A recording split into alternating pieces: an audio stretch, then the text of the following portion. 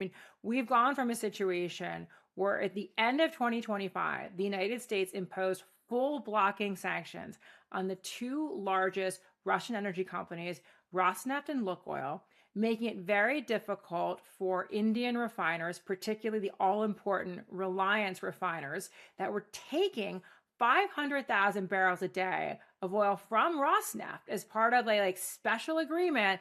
All of a sudden, Reliance, because it's so deeply embedded in Western, capital markets, had to basically say to Reliance, we can't take those barrels anymore. We started building Russian barrels at sea. That's why we have 140 million Russian barrels sitting on the water, is because the impact of these escalating sanctions meant it was hard to find a home. China can only take so many sanctioned barrels, particularly these teapot refiners.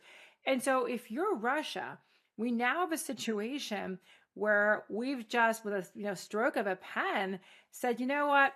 Don't worry about those sanctions.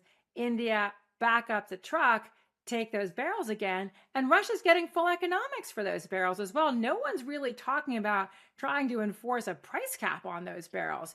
So Russia now is essentially refilling its ATM as a result of this war in the Middle East.